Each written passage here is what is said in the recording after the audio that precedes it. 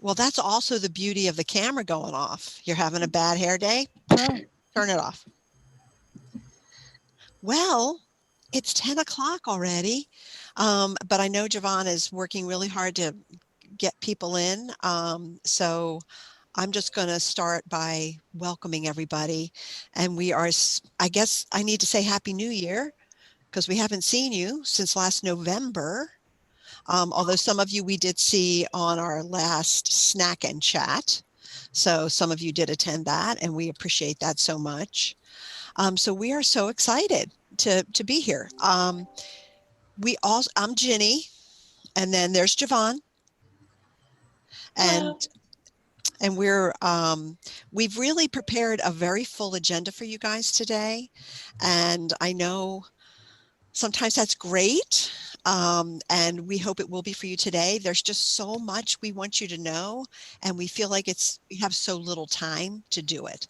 So anyway, so we do have sort of a full agenda. And Javon, if you want to share your screen.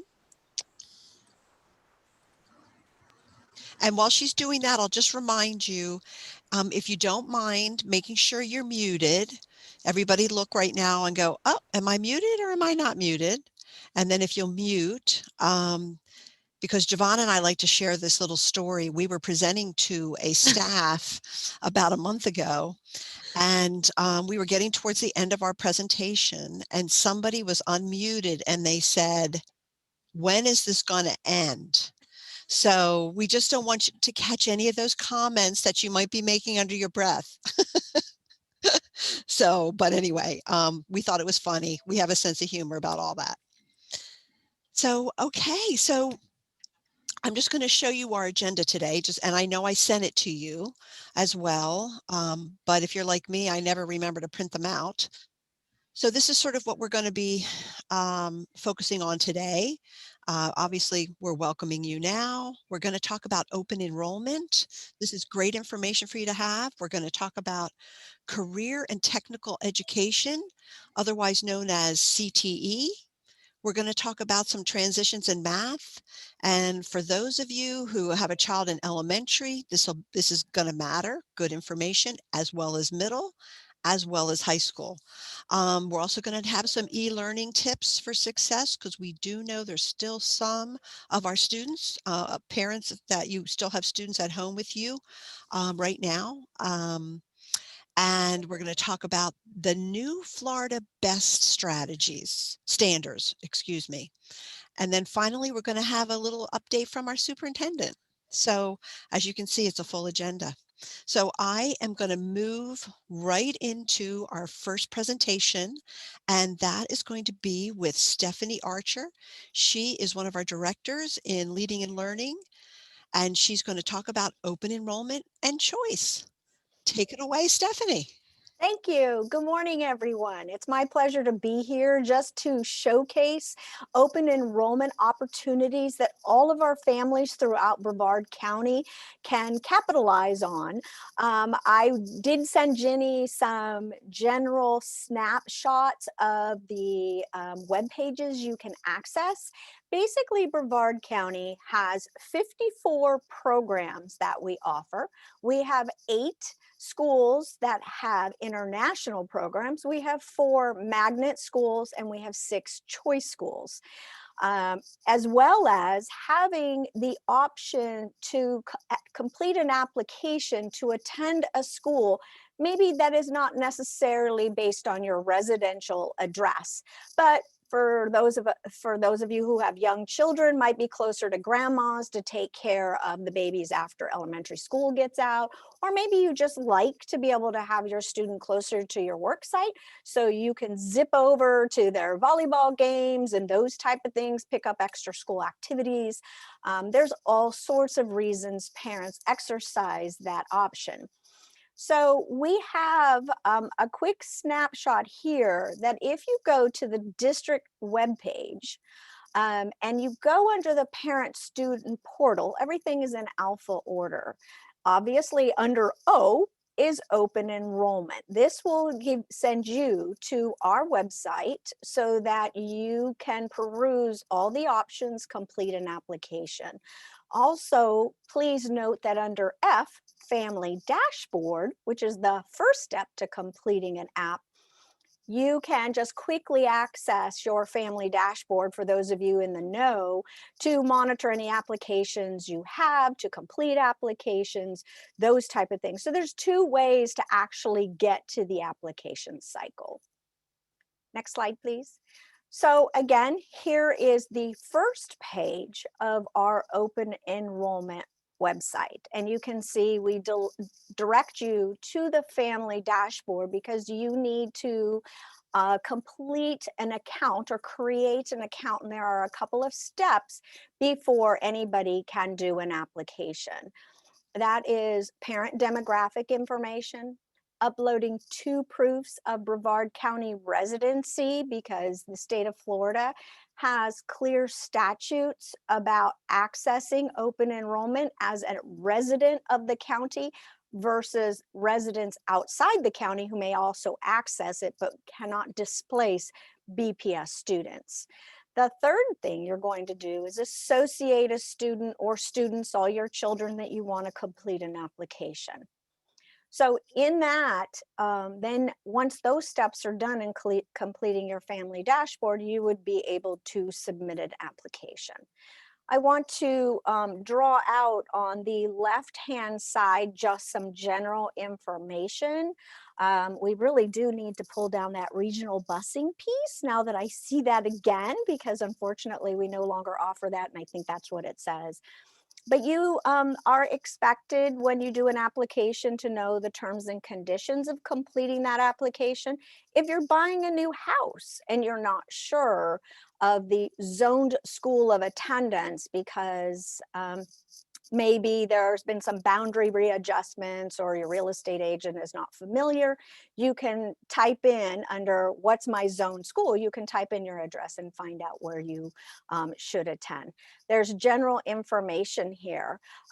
So can you go back one slide real quick?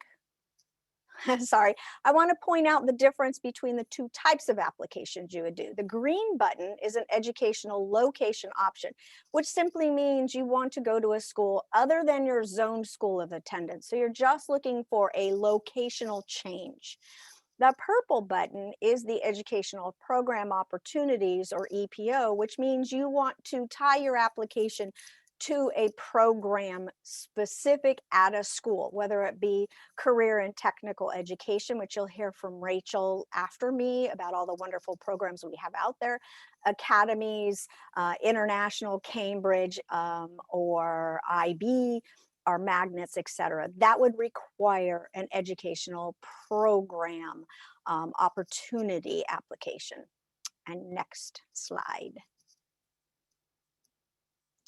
There is a $30 fee associated with this. This is a processing fee. So I want to make you aware of one button there that says forms. Under forms, you would find a fee waiver for any family who may live below the federal poverty guidelines. There are forms to be filled out and documents that are provided to this office, in which case we give them a coupon code so they don't have to be assessed that $30 fee.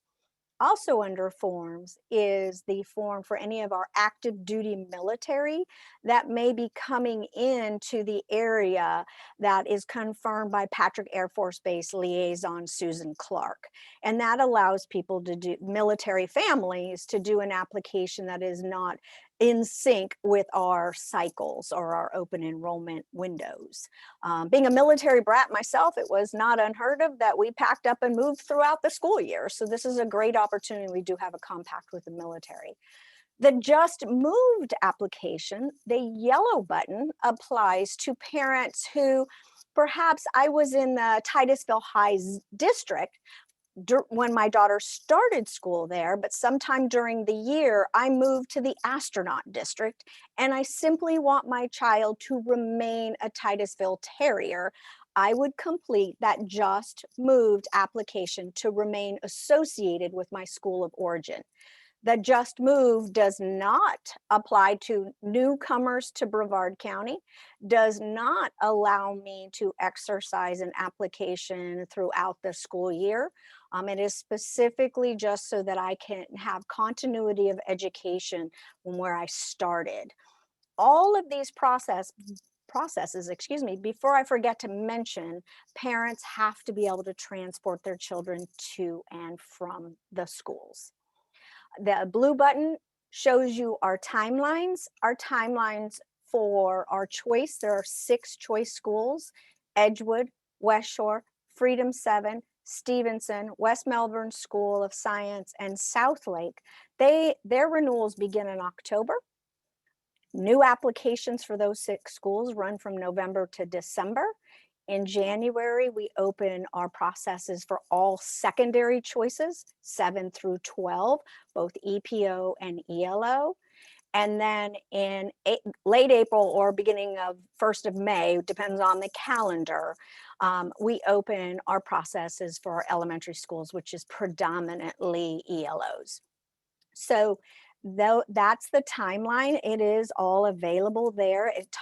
There are timelines that are called waitlisting, which means if you missed an opportunity, you didn't know about it, you didn't think about it, something happened, you can do an application to be waitlisted, which means you go to the bottom of the wait list for future consideration. The cool thing about our electronic programming, if you choose to do waitlist, it will tell you how many students or how many applicants are above you. So you can make, as a parent, an informed decision. Do I want to spend the $30 for an application if there are 200 people in front of me? If there's only 2 or 3, you might say it's worth the risk and the option of a school to pull you in. There's also frequently asked questions that talk about sibling preference. What does that look like? What does the lottery look like? All these things are also addressed in our terms and conditions.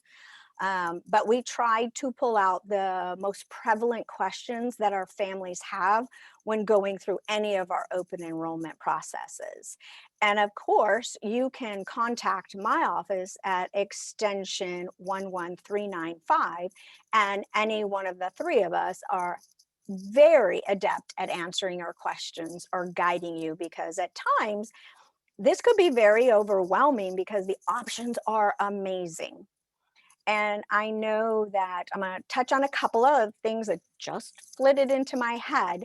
The rule of thumb when doing an EPO application, especially when it comes to career and tech ed, if that program is offered at your school, you cannot do an application to attend another school. Example, Palm Bay High offers culinary, so does Mel High. You cannot apply, if you are zoned for Palm Bay, you cannot apply to the culinary program at Mel High. The system won't allow it. It picks up on your residency, and so you will not be able to complete the application. My office often assists grandparents and great-grandparents who have need technology assistance if they want to exercise these options. We do try to help out. So I think that's just about everything, Jeannie, that I can think of. Everything's on our website, fingertips away. And, we are a phone call away as well. Well, thank you so much. That was great information. And I want to remind everybody if you have questions, to put them in the chat box, and I'm going to monitor that. And we can certainly share those questions. And if you come up with a question after Ms. Archer has stepped off the call, we will make sure we get those questions to her, and I will share them in an email to all of you. So for now, does anybody have a question that they would like to ask? I don't see anything in the chat box. Yes, I have a question, if it's okay. Yes, please. Yeah, to Mrs. Archer, how do you manage the subgroup balance of students if they go through an open enrollment? Is that a measurement that you look at, whether there's adequate diversity with open enrollment? Unfortunately, Mr. Bryan, there are no weighted scores. It is a random lottery only. I do have a meeting coming up with our equity director to talk about how we could showcase that and perhaps bring in more diverse applicants to these options. Again, why parents choose open enrollment is it varies from place to place. We need to market these opportunities. I mean, I will speak candidly as a former elementary principal. My daughter was just lucky to have programs that she was interested in her high school. I didn't even know these things existed. Shame on me as an educator, but we need to advertise because, I talk about with parents, finding the right fit for your child. You want to know what their goals are, what their visions are, so that they could capitalize on these opportunities. For instance, if they were interested in aviation, knowing that they could potentially apply to the aviation program at Eau Gallie to kind of spur on their interest and learn. So again, sometimes you're lucky and it's in your own backyard and you don't need to do anything more than talk to your guidance person to be enrolled in those courses. And sometimes you have to apply outside of that. But I am having a conversation with Dr. McKinnon next week as to how can we bolster our diverse applicants. Okay, thank you. And we have a couple questions. One was, could you repeat the timeline? Sure. And is there no busing option for EPO students? I'll address that one very quickly. No, there is no busing option. Unfortunately, we tried to make the regional busing happen a couple years ago. And while it was wonderful for those who accessed it, honestly, it was very difficult for the district to keep it running, and human capital, all the bus drivers, et cetera. So the board voted, unfortunately, to cancel that process. So again, it's the parent responsibility. And while I'm thinking about it, all of the information is also associated with policy 5121, our open enrollment. So in case you want to snoop. As far as the timelines, they vary a little bit from year to year, depending upon, we try to always open it on a Monday and close it on a Friday. And so again, renewals for our choice schools, which remember there are only 6 of them, begin in October, run from beginning of October to the end of October. Then we open our choice school new applicants in the beginning of November and go through the early December so that we can run the lottery and notice parents before the holiday break. And then in January, again, the very first, in this case, is January 4th, we open the secondary window for ELO EPOs to any programs or educational location options 7 through 12, January 4th to February 28th this school year. And then again, the waitlist application I mentioned for all secondary schools, including choice, opens April 12th and goes through July 16th. Parents can apply throughout the summer to sit on that wait list, and schools are able to pull off till July 27th. And then for our elementary parents, our application opens for your ELOs or your application to Gulfview, which is an EPO because it's a magnet school, is April 30th to June 4th. And then subsequently on June 14th, we open the elementary wait list. So the system is pretty intuitive with the timelines and will gray out when things aren't open. If you have any snafus in the demographics or the information you include in your students, you may not see a program. You can always call us because sometimes you'll say, oh, my daughter's a 7th grader and she's attending Apollo. Well, the system's saying, well, she's attending Apollo. We don't have any 7th grade opportunities for Apollo students. And that's just a little snafu. Easy to fix. You just go back into your family dashboard, correct all that. 2 questions and you'll be good to go and you'll see everything that's open for you. Did I see more questions, Jenny? Yes, we're just about out of time, so let's see if we can answer them really quickly. Is there a list of these deadlines all in one place? Yes, under timelines, under that blue button timelines. Okay, And government communication blasts it out through all of our social media, Facebook, what have you. I highly encourage you to put the BPS mobile app on your phone because it will alert you to the opening and closing of these timelines. and the other question is, if my student is accepted at a choice school as freshman, is her spot guaranteed through 12th grade? You have to do a renewal every single year, basically telling the school, yes, I'm coming back.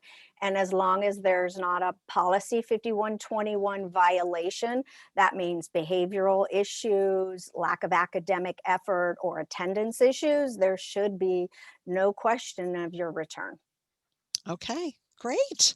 Thank you so much. And thank you everybody for your great questions. We really appreciate it. Thank you, Miss Archer. Thanks for having me. Take care. It was our pleasure. And now I'm going to turn it over to Miss Rachel Rutledge. She is our director in career and technical education, and she's new to us this year. So we welcome you, Miss Rutledge, and I'm going to let you take it away. All right. Thank you, Jenny. Good morning, everyone. Oh, I see you've already got the screen up. That is perfect. I appreciate that. As Jenny mentioned, I am new. I've been on board for about 7 months, and I am very passionate about career and technical education. I am excited to have the opportunity to share with you all the wonderful things that we are doing in Brevard Public Schools. Some of you may not be familiar with career and technical education, so I want to give you a good overview of what that looks like. If you could change the slide for me, please. Career and technical education is applied technical learning that is integrated with rigorous academics. What that means is that students are learning their core academics in a hands-on way, and they develop skills that they need for success in this way. So if you'll click on that ACTE infographic there, Jenny, the link that's in the slide, I'd love to show that real quickly. Okay, Javon, Okay. are you able to do that? Javon is actually controlling the screen. Let me do you mind if I share my screen so I can click around? May I do that? Can we allow her to share her screen, Javon? Sure. Hold on. Thank you. I like to click around. I'm a show me kind of person. Okay, I didn't know that they were all live links. I wondered why they were a different color, so I actually was changing their color when I was doing your presentation. Okay. Thank you for allowing that. Is that too difficult? We'll see. All right, thank you. So I'll keep talking while we try to figure that piece out, but you can give it a try. Okay. You want me to try now? Sure. All right, let's see. Yay, I think we're good. Okay, so hopefully you're seeing some, oh, I got too much open. Look at that. Look at that. Okay, hopefully you're seeing a PowerPoint presentation now. Are you seeing one? I see it. I think we all do. Yeah. Perfect. Okay, so we have a number of career and technical education programs in Brevard Public Schools. And what they do is they give students technical skills as well as real world examples, and they learn some employability skills. So they learn about critical thinking, they learn to be part of a team, and they get just hands-on experiences within these programs. And there are 16 national career clusters that fall under the umbrella of career and technical education. And because we're Florida, you know how we like to do things different in our state. We've added a 17th career cluster, and that is energy. So just so you can get a feel for what these career clusters look like, there are areas such as agriculture, architecture and construction, arts and AV, education and training, finance, health sciences. Is my screen flipping along with you? No, it's not. Okay. It's not. Okay. We don't see any of that. All right.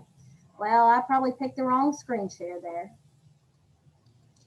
All right. I think she has to go to slideshow and then view Okay. for us to be able to, and her click through. Okay. I'll try to click around a little bit better. Sorry about that. Okay. So there are, as I mentioned, 16 different career clusters. I named a few for you right there. So in Brevard Public Schools, we have most of these career clusters that are represented within our middle and high schools here. So I know we have some elementary parents that are on the line as well. Our elementary students have the option to begin signing up for some of these programs and classes when they get to the middle school level. So this information is relevant for you as well as your child starts to begin exploring and thinking about, what do I want to do when I get to be an adult? Obviously, we don't expect an 11 or 12-year-old to have it all figured out. And honestly, our 17 and 18-year-olds don't always have it figured out either. But we're providing them the kind of hands-on experiences that they need in school to start to narrow down the field a little bit. I know when I was a child, I had about 10 different things that I thought I was going to be. And you may have seen that as well in our young people. CTE provides them that hands-on experience that they need to start to narrow down the field. So CTE prepares students for high skill, high wage, or in-demand occupations. And in our local community, we have some priority sectors that we are really focusing on in our career and technical education programs. Those are areas such as information technology, aerospace, advanced manufacturing, healthcare, and construction. We have many, many jobs in our community that are still rocking along, even in the instance of this pandemic, that are looking for qualified employees in our community. And we are preparing our students with industry certifications and with curriculum that are leading students into those jobs. And this is important because in our county, in Brevard County, we only have 44.8% of our residents that have an associate's degree or higher. So our students are learning a skill, learning a trade that helps move them towards being able to graduate from high school and have something that they can go to work and earn a living with. Most of our students want to go to college as well, but they have something in their hand right off the bat that will help sustain them and get them through when they're done with high school. So programs with a career focus like CTE help students through applied learning, and it helps them see the why they're in school. They understand why they have to take those math classes and why they have to take those English classes.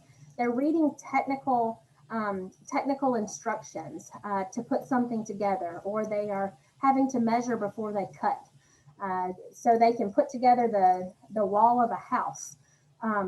You always measure twice or 3 times before you cut. So they understand the practical application, and it makes sense to them, and it helps reaffirm what they're learning in their core classes. And it improves student achievement regardless if they're going directly to work or directly to college. As I mentioned, most of our students that are in our CTE classes do have an aspiration for post-secondary education, but post-secondary looks very different. It may be a training program after school or an apprenticeship. It might be an associate's degree, or it might be a bachelor's degree. There's roads to success for students in all of those different pathways. Wanted to show you just a graduation rate here, just for some frame of reference with CTE. And this data is old because our data lags a little bit when we get it from the state. So back in 1819, we had a 95.1% graduation rate in this district for CTE concentrators.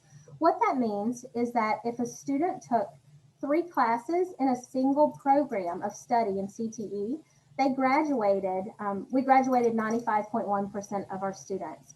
So let's say they took a construction program. They took construction 1, 2, and 3. 95.1% of those kids graduated. When you look at that from an overall BPS perspective, 88.3% of our students graduated. You may ask why that is. Well, we found that spark with the kids. We found something that engaged them and something that all of a sudden we've lit that switch and they understand why. It's something that drives them and gets them up in the morning, helps them understand why they're going to school, and provides that relevance to get them through to their end goal. All right, one other exciting thing that we do for our students in career and technical education is we offer these students industry certifications. Now, industry certifications are highly valued by our business and industry partners. These are certifications such as Certified Production Technician for manufacturing. These are 911 telecommunicator. So a student can step right out of school and go work as a 911 operator. These are Adobe Photoshop, Microsoft Office specialist. Oh my gosh, there's so many to name. Certified Nursing Assistant. These certifications can be earned by students while they are in high school at no cost to them as a part of our CTE programs. What that means is that they have job possibilities. Just by being a part of our programs, they are having some advanced opportunities so that when they graduate, they have an opportunity at their fingertips. And many of our industry certifications also articulate for college credit. It's a win-win for our kids. And we actually had 4,143 industry certifications that were earned by our students in 1920. And this wasn't just our high school students. Our middle school students were earning industry certifications as well. It's pretty unbelievable. Our middle school students earned Microsoft Excel, Microsoft Word, and PowerPoint. Those are adult level exams. I've taken them. They're tough. Many of us would have a difficult time with it, but our middle schoolers, they really are rock stars. That's so great. And this document here, and this will be available for you after the presentation. Here's a return on investment spreadsheet where you can take a look at it.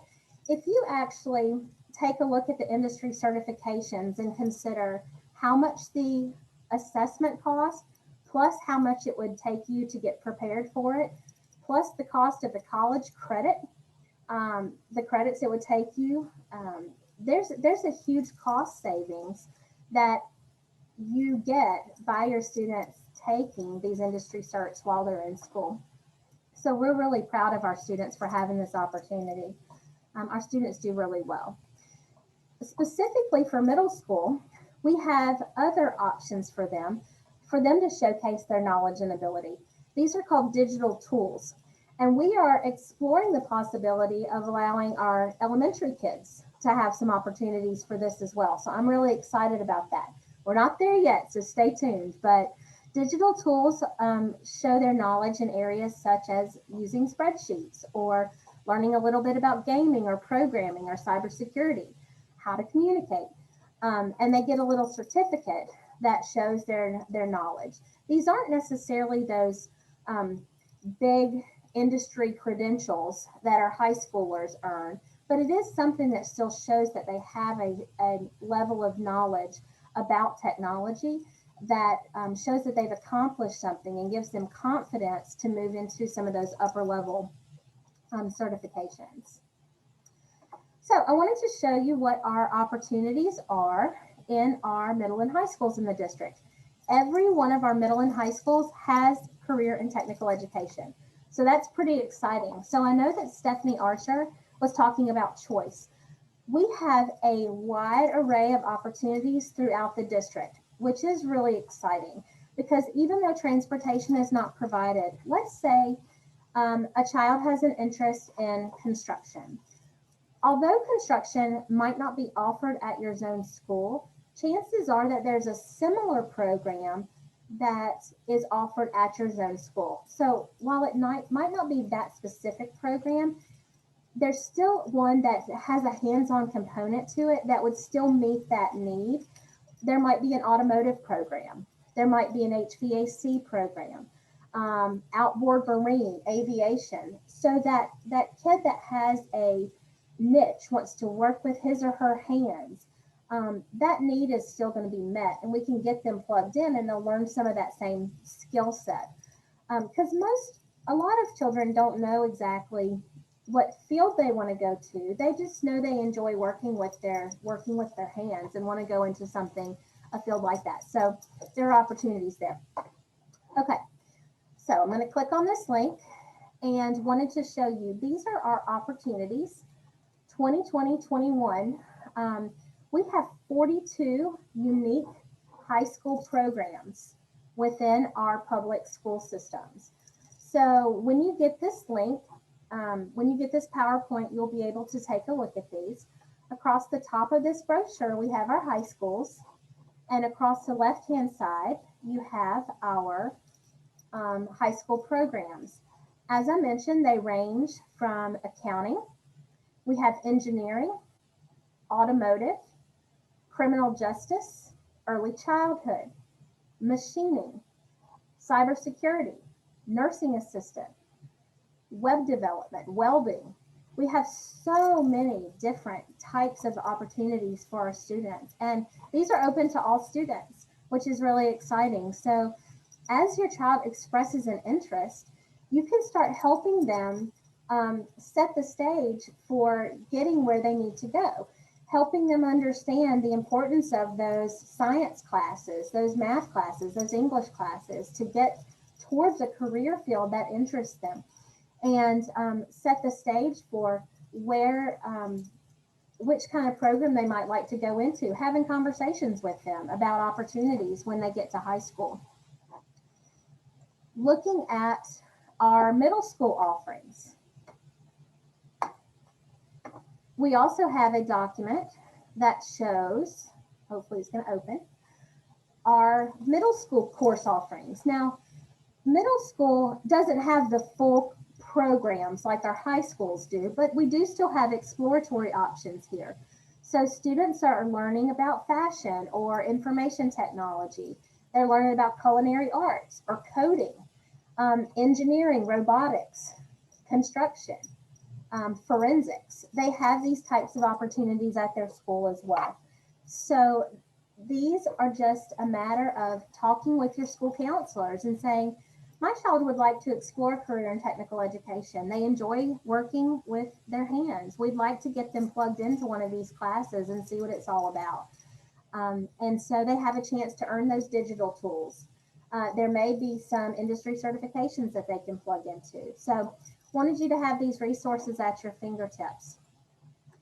If you can't tell, I kind of believe in CTE.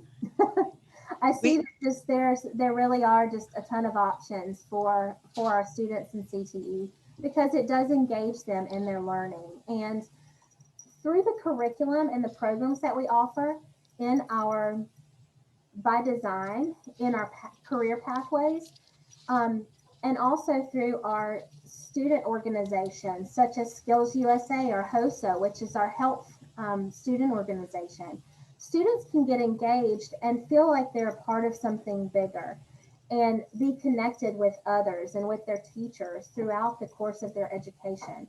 And there's also opportunities as the kids get older to get plugged into work-based learning opportunities through internships, pre-apprenticeships, to even further their experience where they can get connected with our business partners through that next step. So they're hearing something, they're hearing about business expectations from someone besides their parent and besides their teacher. They're hearing and they're seeing what's going to be expected from them as they become an adult. So I'm going to stop talking now and would like to open it up if anyone has any specific questions for me about career and technical education. Unfortunately, we don't have time for questions, and that's okay. But what I will do is I'm going to ask you guys, if you have questions, to please put them in the chat box, and then I will make sure they get answered and I will share the answers with you. I will also make sure you have the presentation and the links. I'll make sure they're active so you can get on them and see where all this great information is, because CTE is an amazing opportunity for your students. It's all a part. I feel like one of the things we're talking about today are choices, and that's huge. And so much. Here's one question: is busing available? No. Okay, that's a no. I'm doing the easy ones, and then okay. I'm just going to read one comment here at the end. Bravo, this is awesome. I just had an observation. Make this available to adults, and then see if some of these profits to further bolster this program. Well done. Okay, so letting people know that this is out there, and I have a feeling Miss Rutledge is all over our county speaking about these amazing programs, I'm sure. Thank you so much, Miss Rutledge. We really appreciate you being here today. Thank you. All right, okay, you get ready to switch gears? Let's put our math brains on right now, because we have an expert in the area of math who's going to talk about some things you need to know as your children journey through our school system. And this is Teresa Barnwell. She is one of our content specialists for math. And Teresa, I'm going to turn it over to you. Thank you, Jenny. And thank you for inviting me this morning. I'm really happy to talk with you all about your transitions in math for our students and how they will move on to college and career pathways. So it's a great segue from CTE. And like Jenny said, talking about all those choices that our kids have. So go ahead, next slide. When we're talking about our kids, and if you have, most of you have children in the schools right now, or you had children like me. When I was talking to my kids, my first goal was I want my children to go to a state university. And so every decision that we made for our children was based on that. Now, even if my kids weren't really prepared in that direction, that's how we were focusing their direction. And so all of our kids are that way, whether they want to go to get a bachelor's degree at State University or start at EFSC or get their associates at EFSC, there's a path that will lead them there. And that path directs them towards the math that they will take when they are in that program. So for the bachelor's degree at the State University, we're looking at calculus. If we're at a state college, we're looking at college algebra or college statistics. And then with their certificate programs or an AS program that's leading towards a specific certification, you're looking at college math that is specific to that degree. And now we're going to look at how does Brevard Public Schools prepare our kids for those pathways? The two most common pathways for our kids are calculus or college algebra when we're either talking to kids or if we are looking at the math courses that they're taking to prepare them. They are focused on either calculus or college algebra. So this first pathway that you see is the pathway to calculus. And our kids, I'm middle school and high school, so I'm starting off at 7th grade. Of course, we're thinking all of our kids are going to go kindergarten through 6th grade. So picking up in middle school, most of our students who are on that path to calculus are going to go into accelerated math grade 7. And then you see that progression after accelerated math grade 7, algebra 1, geometry, algebra 2, pre-calc, and then finally calculus in their senior year. So that path will get them ready to go right into calculus right when they get into their state university. Go ahead and go to the next slide. And this is your pathway to college algebra. So again, where are they starting? Same place, accelerated math grade 7. They move on to their algebra 1 honors, geometry, algebra 2, and then you start to see a deviation in the path. They might continue to take that pre-calc honors, or they might take advanced topics, and leading to that college algebra. So hopefully you've seen that pathway for every single student with the idea of I'm going to go to college is getting them into accelerated math grade 7, algebra 1 honors, geometry honors, and algebra 2 honors, or their comparative courses. By doing that, we help our kids get to their college goals. And go ahead and go to the next slide. So you'll see that it's really important for all of our kids to have the most opportunities available to them to help them meet those goals. Because like we said, most kids, when you ask them, what are your goals when you get out of high school? I want to go to college. Most of our kids say that. And so how do we help them meet that goal? We have them take algebra by 8th grade. That's going to prepare them for those paths. And if you go back one slide, if you don't mind, that 12th grade year, that college algebra, that's a dual enrollment course. That earns them college credit. And if you go back another slide, AP Calc, that is also the equivalent for college credit. So by taking these paths, these students, again, if they have that goal to go to college right after high school, these are the paths that they would take. And so I see a couple of questions coming up, and Jenny, I know I'll you're re- on a tight schedule and I'm right at the end of my time. Well, no, I will, I will try and take some of your questions, but first I just want to say this. I wish I had known this when my children went to college. I had no idea. I want you to know, looking at your presentation, I went, no wonder my son did so poorly in calculus when he got to college. So anyway, hindsight, as they say, is 2020. Anyway, let's look at these great questions. Okay. And I want to follow up on what you were saying, because that's our purpose here. When I go out into the schools and I talk with the students and they're like, why am I sitting in this class? This is such a hard class, this algebra class. And I ask them, well, what do you want to do when you finish school? Well, I want to go to college. Well, that's why you're sitting in this class. That's why. And they're like, what? You have the chance by sitting in this class to take calculus when you're a senior, or to take college algebra, and that'll get you into college. And it kind of flips that narrative, right? That, well, I want to go to college, but how do I get there? And that was the focus of this presentation. So I happy to see. jump in there. So, and I appreciate it. Great presentation. You got right to the point. Not every student has the goal of college. What is the pathway for a student who has no plan for college? So no plan for college. You saw the CTE presentation from Rachel Rutledge, and you'll see those students who what I understand from CTE is they are still asking them to take the most rigorous courses because their CTE classes have become more and more rigorous. So just as we saw 7th grade, 8th grade, 9th grade, 10th grade, pretty much everyone's going to follow that similar path. And then we're going to start seeing diverging in 11th, 12th grade.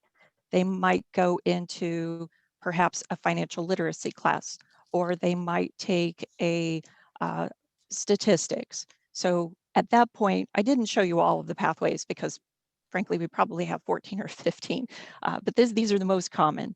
And absolutely, you will see some divergence 11th grade, 12th grades as the students become more focused on their goals. But it's a great question. So choices, again, we have choices. Here's another question. What is the reason for separating Algebra 1 and Algebra 2 with geometry? So things have changed quite a bit from even when I was first teaching in the school district, like 25 years ago. We used to see a lot of commonality between Algebra 1 and Algebra 2. There was that immediate progression. But now geometry, with the more visual representations that are in Algebra 2 and the trigonometry that is in Algebra 2, we need that geometry course to fill in those standards, those topics, those skills that students will need for Algebra 2. So it's a different progression than you or I would have experienced as kids, or even as I experienced as a beginning teacher many years ago. Another great question. Would a student have trouble getting into a four-year college if they took statistics instead of calc after Algebra 2?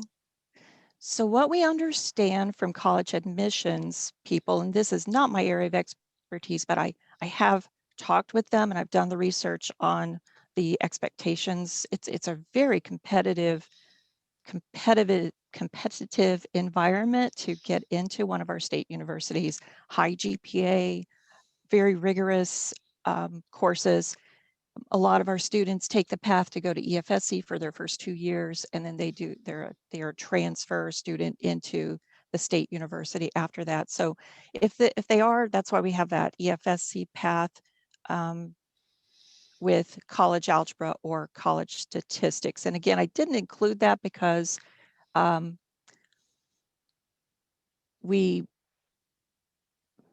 me back up a little bit. I didn't include that because, again, most of our students are saying, I want to go to college algebra or calculus, and that was the focus of this presentation. But absolutely, statistics, we're seeing that is a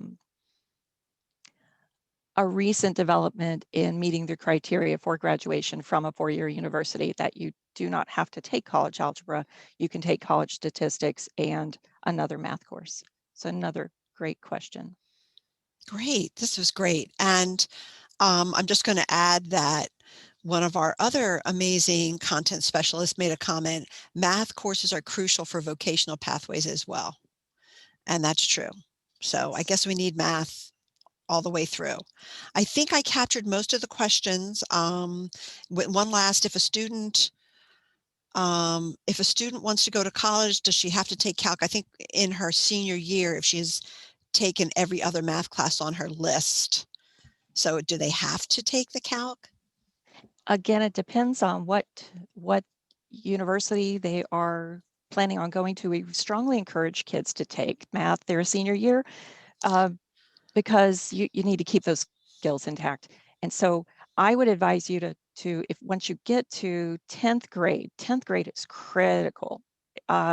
Start looking at the university, start looking at their requirements, and start filling out those applications. We're finding that families are doing that earlier and earlier. So talk to the university. If the student is not a strong math student and you don't think they would do well in calculus, I always err on the side of give it a try, because we have it's surprising what kids can do.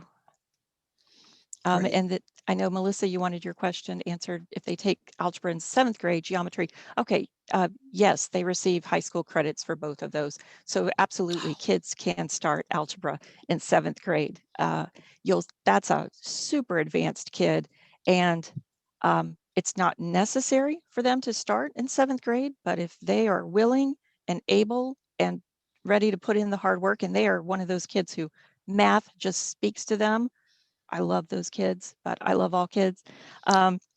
If the math just speaks to them and they are really great at it, then when they get to those upper levels, you're not going to see them stopping at that AP stats. They're going to be going on to Florida Tech, or they're going to go to EFSC, and they're going to start taking their differential equations and their higher level math classes. So that's the path for those kids. Well, you just lost me at differential equations, but Teresa, thank you so much. Great information, and it's quite obvious you have a passion for math. We appreciate all the information you shared with us today. And when I send out my follow-up email, I will put Teresa's email address, so you can reach out to her and ask any questions that you I may not have addressed. Thank you so much. We appreciate it. You're welcome, and thanks for the time again. Anytime. Thank you. So now we're going to move on to tips for e-learning families. Now, I'm going to tell you this. If you don't have an e-learning child, these tips are great for both. So I really appreciated this presentation. It gave me some great ideas as well. So I'd like to introduce to you Laurel Preston. She's one of our instructional coaches, and Sandy Davis, another one of our instructional coaches, and they come from us from the Office of Title I. So I'm going to turn it over to you guys. Thanks and good morning. And so I just wanted to reiterate before we start that even if you do not have an e-learning student, a lot of these tips are very useful for getting your kids engaged in their homework or their studying. So don't tune out. Go ahead and still listen, because I think it'll still be useful for you. All right, so our first tip is workspace, and this one's pretty self-explanatory, but you want to make sure that they have a workspace area that's in a quiet area and that they have their materials close at hand. So elementary students might have them in a pencil box, high school students may have a backpack, but they need to have all their materials there so they don't have to get up and leave during the teacher's presentation. So that's really important. The second one that we had was a daily schedule. And this one seems really simple, but we're finding that a lot of parents haven't done this yet. But creating a daily schedule with your child, making sure they get up in the morning and get dressed and don't get on camera in their PJs, but that they're dressed for school. And it says to post the daily schedule, but you can also have it in a notebook or a sheet protector somewhere where they can access it. But it helps them see, this is my schedule for the day. These are the things I need to complete. And then the third tip that we had was creating expectations. Teachers do this the first day of school. And again, as a parent with the child working at home or a high schooler, you really need to talk about what are the expectations that you have for them during the day when they're in school at home. And again, you might want to type those up or write them down with them and put them in a sheet protector, have them in front of them so that they're able to access those. And we just put a couple here that we had as examples that you could use. And also setting up learning goals, because a lot of times, even in the classroom, students aren't aware of where they're at and what they need to work on. So as a parent, stay in close contact with the teacher and then sit down with your child and form some learning goals. And you can even write those down and then in a month or two, touch base with them and see how they're doing. Are they approaching those goals? Have they worked towards them? Have they mastered them? Should you set some more? So simple things. And as Laurel said, you can also do this with homework. It's not just e-learning. And Laurel, I'll turn it over to you. So our next tip was to establish some kind of rewards and post them. So, you know, if your student is having a hard time getting through all of the things, you might say, if you complete 5 out of 6 of your assignments and pass them, then you'll get a sticker. And if you can get 4 stickers through the week, then on Friday, we can go to the park for a half an hour, or we can get an ice cream, or we'll read 3 of your favorite stories. But try to have something that they can work towards so that they're really motivated to do the work, because part of being in school is motivating because the other kids are doing the work, and it's really hard to stay motivated when you're at home on a computer working by yourself.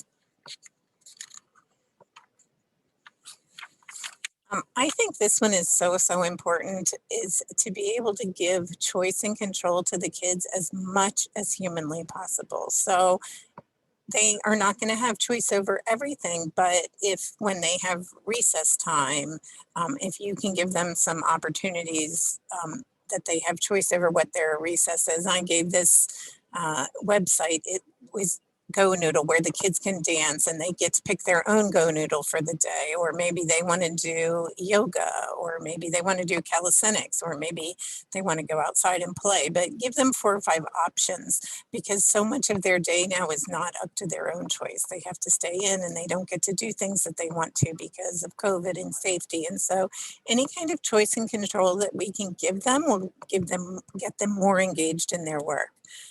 Their work location, if there's an opportunity to say, okay, you know what, today you can choose between working at the desk in your room and the dining room table and the kitchen counter, the lunch menu, the snacks, anything that you can do to give them a little bit of control over their day is going to get them more motivated to do the work. And then the last tip we had is to really use your resources. So one of the resources is your teacher. If you are having a hard time getting your kids engaged, your teachers want to help you to get your kids engaged. So usually they have a website or a class dojo or some way to communicate with you, and they want to know if you're having problems and they want to engage with you. So they are your first line of attack. But there's also a district resource page. So if you're having some issues and you want to know some quick fixes, there are lots of short video clips that just give you a behavior example and some ways to solve that. And then the last one that I just wanted to mention is that there are art, music, and PE resources on the web, and usually from your kids' school, and really use that, because I think the other thing that's hard for kids on the computer is being still all day. That's not a natural thing for kids. And so really use your activity resources so that you give them a break from the day, because that's what happens in the school day. They get breaks. They get to go to recess. They get to go to lunch. They get to go to activity. And so if you can use some of those resources to give them that same kind of break, that will help to keep them engaged. What wonderful. These are amazing. And for me, and I don't know about you parents, when January comes, I always feel like that's an opportunity to reboot. Let's start fresh. And I love all of your recommendations as sort of a reboot for all of us. Thank you guys so much. What a great presentation. Anybody have any questions? We have time for a couple questions if you have any.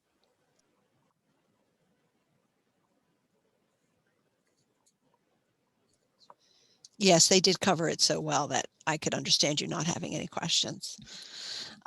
Good stuff. Thank you both so very much. We really appreciate it. And again, I'll be sharing this out to you so you'll have it right at your fingertips to remind you some of these great suggestions.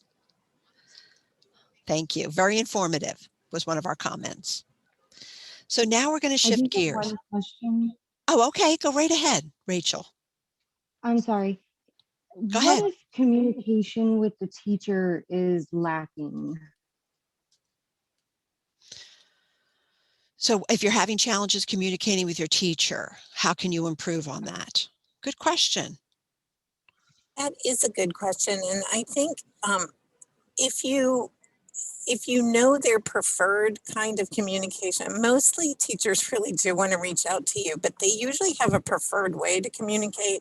And if you can figure that out, like is it easier for them to do email? Because remember, they're with students all day. So sometimes they don't check in on their things until maybe the evening. And so if their preferred way is email because that maybe they can't get to a parent concern until the evening, or if their preferred way is Class Dojo and they really wanted you to join their class so that they can communicate with you that way, or if they want a phone call, or if they want a webpage, like different teachers are different in when they can communicate and how they communicate. So if you can find that out, usually they put that somewhere in a parent information letter early in the school year.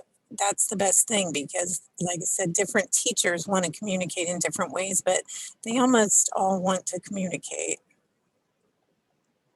Okay, thank you.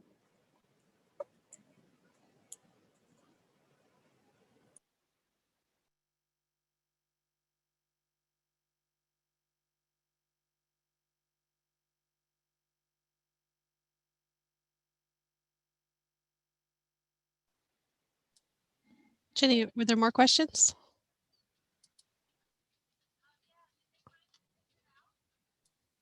I'm sorry, I was doing a lot of talking in mute. I was introducing Tara. I'm so sorry. Sorry about that. And Rachel, you can reach out to me personally is what I was saying too. And I would be more than happy to work with you with that teacher relationship. Thank you, Laurel, and thank you, Sandy. And now we're going to turn it over to Tara Harris. She is our director of one of our directors of elementary leading and learning, and she's going to share a little bit of information about the best curriculum. It's not the best curriculum, it's best curriculum. And she's going to share a little bit about that. And you may not have heard about it, or maybe you have, and we're just going to give you a general overview. Tara? Good morning.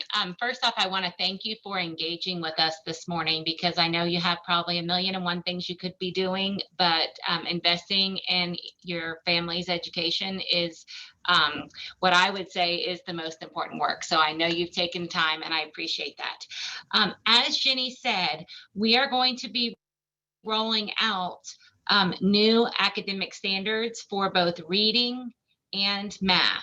And so as I go through this presentation today, you'll see a lot of our Department of Education logos. And I've done that because there are a lot of great resources I'm going to share and information, but I have a feeling the more I share, the more questions you may generate as you start to process through this content. So absolutely, you can reach out to me and my contact information will be at the end, or you can find more information on our Florida Department of Education website at fldoe.org. So if any of your questions are not answered today, or you think of them, after the call, please don't hesitate to reach out to me because it is going to be quite a bit of a light overview. But if you have a student in kindergarten through 12th grade, this is going to be information that's going to impact your child. So as Jenny mentioned, the state is rolling out the BEST standards. And so we call them BEST because it's an acronym that stands for benchmarks for excellent student thinkers. And so Governor DeSantis and our education commissioner brought a team together to include parents and community stakeholders to look at what is the content students are learning in reading and math, and what is the content we want them to be learning. And so they're doing less memorization of facts and more critical thinking of content. So that was the mindset behind the state's adoption of these BEST standards. So the timeline that you see in front of you, and I know it's maybe difficult to read, so I'm going to kind of go through the highlights. This year in our 2020-2021 school year, that is where we would start the learning. So on the left side, you see professional development. That is where educators begin learning about these standards. So that is what the state's timeline is. And then I'm going to share with you what Brevard has done.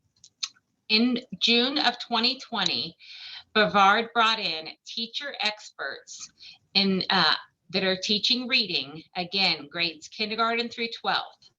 And we made cadres and brought in these experts and said, we need a group of basic rock star teachers that are going to become experts in these new standards. The reason this was very important work is obviously, teachers are teaching other teachers as we move into these new standards, and we would need people that really had a thorough understanding of what this would look like for teachers and what the expectations would now be for students. We also, as you will see in yellow, you will see the K-12 ELA under the 2021 school year. And that means we were beginning that instructional materials adoption process. So in layman's terms, that is when we pick what are the textbooks we're going to be using to teach these new standards. So when I tell you what we did in June with these expert rockstar teachers, we had to have them as experts because they were going to also be working with teachers to pick Brevard's next textbook for reading. And so because these standards were new, we couldn't have teachers that were coming in that didn't know the new standards picking the textbooks, because then there could be a likelihood that they would pick textbooks that don't align to the expectations that we'll have moving forward. So this kind of gives you the timeline of what we've done this year. But I'm going to discuss what our work is moving forward, because again, if you have a child in K-12, this impacts you and it's slightly different from what you'll see as the state's recommendation. The state recommends that next year we start implementing new ELA, which is English Language Arts, or if you're like me and you graduated a while ago, we call that like reading instruction. So if you think of English Language Arts and reading, they're one and the same. But the state says we're going to just roll out the standards for kindergartners, first graders, and second graders for next year. We're going to only use new textbooks in kindergarten, first, and second. So let me tell you what we're doing in Brevard, because we're going beyond that. And I'm going to tell you the why. Is if you'll look at the 22-23 school year, that's when the state says you're going to roll out all new math standards and all new math textbooks. And for looking through the lens of our students, as well as our teachers, in the year 22-23, if we were following only to the state's minimum requirements, our teachers and students would be learning all new content with all new textbooks and teaching all new standards in both subject areas in 1 year. And that really, we have a lot of data that shows that's too much on students and that's too much on teachers. So what we're doing is we've made the stand that we're going to get ahead of this. And Brevard in kindergarten through 12th grade, our reading teachers, which at the elementary school are also your math and your science and your social studies. And then at the secondary level, 7 through 12, they are going to implement the new ELA as well as ILA, which is the intensive language arts, textbooks and standards all next year. So it's kind of going to be this soft rollout, but then the following year we'll be up to roll out the math and have at least a year of experience with the ELA to avoid doing both at, in that 22-23 school year. You can move forward, Jenny. And I see a question below about best standards. VPK, the state has their own VPK standards. So they do have standards, but the best standards are K-12. Great question. So as we kind of dive into the standards, we look at what are the standards are the what are we teaching. So oftentimes there's a misconception that the textbook is what we're teaching. The state tells us here is the content you will teach, and then districts go through a review process to find the curriculum, which is the instructional material or textbook. As you very well know, in March, we had to shut down our schools, and we started relying on a whole lot of digital resources and realizing where we had programs in place that filled that gap and where we didn't. So one of the things that when we started looking at next year's textbooks for ELA, we did consider what are the instructional materials that are digital. Not that we expect to shut down like that again, but we know we have e-learners, we have a lot of different models. And so in looking at the curriculum piece of what is the resource we're going to use, it includes textbooks, but it also includes ebooks and other digital resources. And then that middle column, that speaks to the instruction. That's what I like to call the art and science of education. And that is, what are the instructional strategies that I am using to teach the curriculum, which is the textbook, and the standards, which is the what is required to teach. That third column, that is the one that a lot of people hear assessment and they think of just formal testing. So that is where I want you to think of, there are a lot of ways we identify what are students learning. So with our new standards, we rely on teacher feedback. So they're working, with their teacher colleagues and looking at how are my students performing. We can ask students questions and they respond, and we collect data that way. And then, we will have a state formal assessment that is at the end of the year where we say, what did students learn? So assessment of the new standards comes out in many different ways. Okay, Jenny. The next slide. So this just kind of gives you, can you go back one, please? This gives you a brief timeline of 2020. This is where we're reviewing and we will implement in the next school year. But this shows you, you may have heard of Sunshine State Standards back in '96. A big one that people heard of in 2012 or 2010 was Common Core. And then in 2014, we changed standards and they were called the Florida standards. But if you really dove in and looked at those standards, they looked very, very similar to the Common Core. They were just now Floridized, if you think of it that way. You can move ahead, Jenny. One of the things that I want you to remember as we roll these standards out is these standards were actually created by teachers, and there were community groups, the state advertised all over the state, where parents and teachers could go in and look at these and give feedback, and then we received several revisions. Okay, Jenny? So for the next couple slides, we're going to just focus on the ELA, which remember is our English Language Arts, or for the people like me that went to school quite a while ago, that is what we think of when we think of reading instruction. So these are the items that you will see as you look through what your children are now learning beginning next school year for ELA. As you peruse through this, some of this will look very different, and some of it you may have looked into what first and second graders are doing and think, oh, that's the phonics instruction.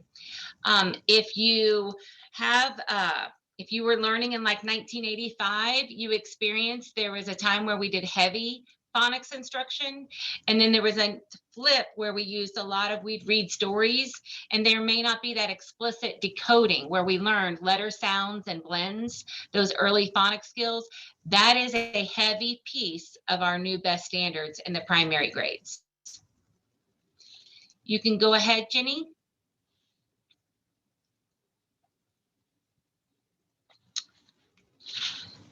Can you go back one slide to the top 9 features, it should say.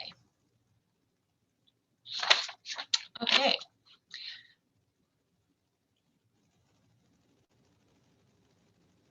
All righty. Okay, we're good. We're good. If you stay there, I can talk to you about the top 9 features, because this is something different. One of the requirements of these best standards is that 50% of the text has to include a state identified book list. And to give you an idea, if you want to meet and look through what this book list is, think of very classical texts. Velveteen Rabbit is on there. Some of the more traditional classic texts. So I can tell you that we will be, having access to some of the classic texts that you may not have seen in your children's reading books before. You will also see that 50% of the text is integrated science and social studies. This does not take the place of science and social studies instruction, but we know that students need experience in reading nonfiction type of text, and so that is a requirement of these new standards. And before we move off of this slide, I want to say one of the highlights that I think will be so successful for students is because there is clarity for teachers and parents. So often you read academic standards, and it is very difficult to identify what does that word mean. Part of these standards come with a glossary, so as a parent or an educator, I can look up the words within that standard and say, okay, what are they meaning by that? What should that look like? Okay, you can move forward, Jenny. This is where we kind of hit on that they are very user-friendly. One of the frustrations I've often had as an educator is sometimes the standards are not clear. I can interpret it one way, someone else can interpret it a different way. And that is removed with these new standards because of that glossary. And they have clarity points. Here is what it should look like for students. Another thing is that explicit phonics instruction. I believe I saw a question pipe up that talks about the phonics and is, Jenny, can you read that question? It was about. I can. So does that mean we're moving away from an emphasis on sight words and more on phonics? Perfect question. The answer is no. What we are doing is we're emphasizing phonics when our standards prior did not have such an emphasis, but the whole language and sight words, it's now more of a blended approach. And so what we know is not all students learn the exact same way. And so we're going to, the standards include both of those because sight words are a key piece of fluency. And when we talk about gaining proficient readers by grade 3, what we mean is in kindergarten, first, second, and third, we're teaching students to learn to read. In grades 4 and beyond, we are teaching them reading to learn. And so that decoding and fluency are so important. And when you hear the word decoding, you should think of phonics. And when you hear the word fluency, that's that sight word where we do that repetition practice of words. Okay, you can move forward. Ms. Harris, in the interest of time, and I see that Dr. Mullins is up next. Is there a way that maybe we could invite you back to our next meeting to share the second half of this, or is there a way for that would be great? Because I know it's a lot of information too, that for everyone to process, I'm sure. And for some of you, I know this is probably the first time you've heard it. So I just want to make sure we value you and the information, and we value the questions that I'm sure will be popping up, and also the superintendent. Okay, that sounds good. Perfect. Is that okay, everybody? Oh, and Ms. Harris, thank you so much, because this was a lot of information that you gathered for us, and the missing slide was my fault, I'm sure. And there's more information on the FDOE website. Absolutely, you're right. Thank you. Thank you, Ms. Harris. All right, we're gonna move on to Dr. Mullins. Good morning, everyone. It's great to see our amazing parent leadership team, even if it's only by Zoom. I miss strolling into the conference room or the boardroom and being able to spend in-person time with you, but we will carry on and tarry on, and we'll be back together when it is appropriate for all of us. So appreciate you sticking with us and connecting. There's over 50 folks part of the conversation today. So appreciate you more than ever, remaining diligent and faithful to the cause of connecting our parents to our schools and our schools to our parents. So thank you for your faithfulness. I want to, it's maybe fortuitous that I get to follow Tara talking about the best standards, because I want to highlight, I'm looking at your agenda, and I don't know, some of your brains have got to be filled to the max this morning, because we gave you a ton of gradation in so many different areas of what we're working on. But I think by hearing what you have today, you won't find surprising the announcement I want to share with you. And maybe it was already announced earlier, so if it was, forgive me, but I'm just beaming with pride. Brevard Public Schools just recently completed its 5-year district accreditation process. That it happens every 5 years. We last round, so 10 years ago, we pursued what used to be school by school accreditation. We were given the opportunity to go through an even more rigorous process and be accredited as a school-wide or school district-wide system. So 10 years ago, we were awarded district-wide accreditation. We went after it and were awarded it. 5 years ago, we had to renew that. And we were awarded accreditation 5 years ago.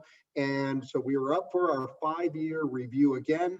It is a very rigorous process. The third-party external evaluators, they come in this year virtually, and they look in depth at all of our programming, our staffing, our curriculum, our opportunities for our students. They interviewed over 500 stakeholders across the organization. Maybe some of you on the call today participated in that. They certainly look at everything from what students are experiencing in the classrooms. Some of the interviews included students as well. They look at our strategic plan. Does it align with the feedback we receive, what our data is telling us? Are we a data-driven system? What are our pedagogies or our instructional practices that promote and move to improved student achievement? They interview me, they interview board members. It's very extensive. We have not received the formal exit report. That's still coming here probably in the next week or two, but I received an exit update or exit report from the committee. It was a committee of about 6 or 8 educators with hundreds of educational experience between them. And in the words of someone who has sat on a review of another district, but not on this one, said that the feedback we received was the most favorable feedback they've ever heard in a district accreditation exit presentation. So they assured us that we are maintaining our accreditation, but when we get the official word, you'll certainly hear a loud celebration, because that's a big deal for Brevard Public Schools. Not a surprise. We are a high-performing school district, and certainly partly as a result of your engagement, your connection and partnership with us in our schools. So I wanted to share that with you. I hope that is an additional source of pride, a badge of honor for you as a parent leader in our school district, as an ambassador, superintendent's community ambassador. So just wanted to give a shout out and a thank you. And then finally, I want to acknowledge again, because I don't think we can do it enough. Our educators across the entire organization have taken on, we've faced unprecedented circumstances, but our educators have taken on those unprecedented circumstances with heroism and diligence and devotion and dedication that I think will be written about in history books moving forward, not the least of which the history of public education in our country. We sometimes get caught up in this moment, in our little Brevard bubble or even our Florida bubble. Well, how come we can't experience more? Why can't our kids have X or Y or Z? And when I engage in those conversations, I ask the person I'm talking with, let's remember what our kids do have, what our classrooms are providing, because there are states across our country in numerous numbers that are not able to provide a fraction of what we are for our kids, because they're still trying to figure out how to support and sustain in-person learning. And not only are we doing that, but we're being considerate and giving option to our students and families that have circumstances that e-learning is a more appropriate option for them. And our teachers have done such a valiant job of supporting them, supporting 2 platforms, a classroom with kids, full of kids in person, and and students who are joining via Zoom like we are this morning. So when you have the chance, if there's a teacher in your household or a teacher in your family or a educator, a Brevard Public Schools team member, including those on the call today, would you give them an applause? Would you give them a virtual hug? Would you give them an attaboy, attagirl, and just say, we know this has been a challenging year. We've heard about all of the commitments that you're making to taking on the new Florida Best standards, and how you're helping students overcome math transitions, and how you're supporting e-learning to help our kids be more successful. And boy, you haven't slowed down your commitment to career and technical education.